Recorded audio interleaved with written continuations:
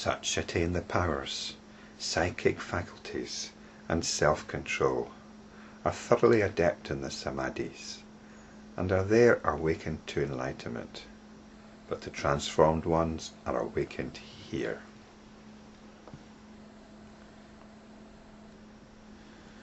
In the previous verse, we entered the celestial palace of the Akankheyya heaven,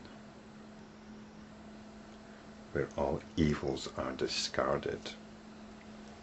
So what's verse 39 telling us? Is it giving us some fact about Buddhist cosmology? And if so, what relevance is it? Bear in mind that we are enlightenment practitioners. We're not particularly interested in gathering facts. And we're most certainly not interested in gathering facts which are of no use to us. Now there's a lot in this verse. We've got talk of powers, psychic faculties, self-control, being thoroughly adept in the Samadhis. Samadhi has got a capital S. We've got awakening to enlightenment, and we've got talk of the transformed ones. So there's a lot to look at here. But let's come back to our situation as enlightenment practitioners. This is always a good starting point, so we don't get caught up in conceptual games. There are three factors in being an enlightenment practitioner which we need to address. One is the apparent world out there, so-called physical world. The second factor is what we might call, what is conventionally understood as our inner world, the world of our psychology, of our moods, of our beliefs in how reality is. And the third factor is our relationship with that world. These are the three factors. This is what's called the triple world system, and this is reflected in the core teachings of the Buddha. There are three so-called trainings. The first one is often described as ethical practice, which is how we behave in the physical world. So that's the physical world. The second one is meditation. This is one meaning of the term Samadhi, and this is how we work with our psychology. And the third is wisdom, or prajna, and this is to do with our relationship with the world, interacting with the world on the basis of being an enlightenment practitioner. So that's it. That's the threefold Buddhist training. Ethics, or sila; samadhi, which is our inner practice; and prajna, which is our working with the external world, the so-called external world, from the perspective of our spiritual practice. This is wisdom.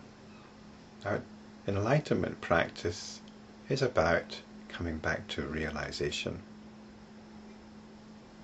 It's about realizing that conventional reality, the world that we're taught to believe in, the so-called physical world, has nothing of intrinsic value to us. So we come back to realization of our essential awareness. We come back to realization of the true value of it. This is why it's described as the celestial palace of the highest heaven. This is appreciation of its true value, or an approximate appreciation. Now the thing is, we've still got our inner dialogue going on, our inner thoughts and so on. And these will often be in terms of conventional reality. This needs to change. And Buddhism gives us an alternative. It gives us a cosmology. It's a cosmology which we can be thinking in terms of, rather than thinking in terms of conventional understanding.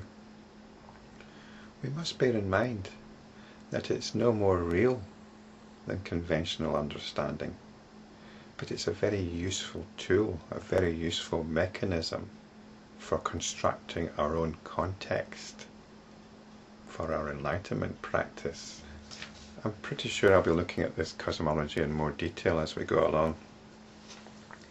But there's a very good article in Wikipedia. If you look up Buddhist cosmology, you'll get a very good summary of it. And there's one point I'd just like to emphasize here. The picture of the world presented in Buddhist cosmological descriptions cannot be taken as a literal description of the shape of the universe. It is inconsistent and cannot be made consistent with astronomical data that were already known in ancient India.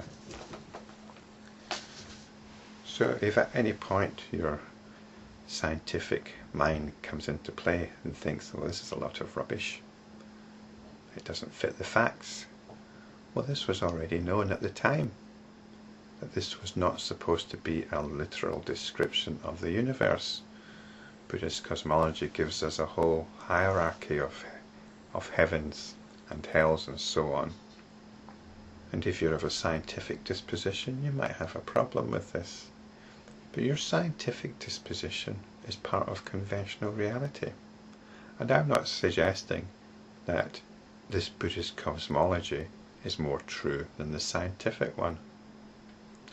It's got a completely different purpose. As enlightenment practitioners, we do not need to be thinking in terms of conventional reality. We need to shift to a cosmology where the value of what we're doing is properly appreciated, where the value of our awareness is put into the proper context. And let's have a look at some of the things that I mentioned here. Powers, psychic faculties, self-control, and being thoroughly adept in the Samadhis. So powers and psychic faculties. These are the so-called siddhis or iddhis. And I've addressed this topic in previous video series, but it's slightly different in the Buddhist context. Because if you look into what these powers and psychic faculties are, they're actually to do with knowledge. Well, most of them are to do with knowledge. There are some which describe the ability to fly through the air cross-legged. So here's a description of, I think, what we'd regard as supernormal powers and how you go about obtaining them. The Buddha said, if a monk should frame a wish as follows: let me exercise the various magical powers, let me being one become multiform, let me being multiform become one, let me become visible, become invisible, go without hindrance through walls, ramparts or mountains as if through air, let me rise and sink in the ground as if in the water, let me walk on the water as if on unyielding ground, let me travel cross-legged through the air like a winged bird, let me touch and feel with my hand the moon and the sun, mighty and powerful though they are, and let me go without my body even up to the Brahma world. Then must he be perfect, and this is how you go about it, then he must be perfect in the precepts, that's Sila, which I've mentioned already, bring his thoughts to a state of quiescence, that's Samadhi, the second of the trainings. Practice diligently the trances, this is jhana. Attain to insight, that's prajna, or wisdom, and be frequenter to lonely places. So if you want to develop these powers, then you practice the threefold training. But we don't really see that many Buddhist monks flying cross-legged through the air, do we? We don't really see them walking through walls or becoming visible and invisible at will. So either they're not really up to scratch, these Buddhist monks, or our understanding is a little bit faulty. What we've got in this particular power, which is the power of transformation, is transcendence of the physical world. And this is what I was talking about. We no longer think in terms of the physical conventional reality. As spiritual practitioners, as enlightenment practitioners, not only are we leaving it behind emotionally, we're leaving it behind conceptually. We disengage from it. We become dead to the world, even though we might be engaging fully in it. In the deepest parts of our being, we're dead to it. We know it's a game. We can play a game passionately. We can watch a drama, a movie, and get involved in it. But deep down, we're untouched. We're untouched. But there's no point in just being dead. We need to be alive, alive to the miracle of our own awareness, or be alive to the miracle of awareness. And that aliveness is wonderfully expressed in Buddhist cosmology. And here in this first power, we are no longer concerned. We're no longer bound by notions of physicality. And you might say, but, so does that mean you can fly through the air? Well, then you're confusing two realities. You cannot measure one reality by another one, not even in the name of science, because we're talking about what cannot be measured. So, there's a lot in this one,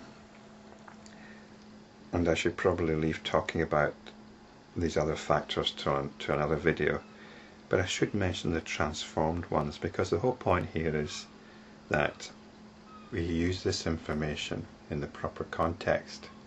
It isn't about telling us that there are these divine beings who are getting enlightened up in heaven.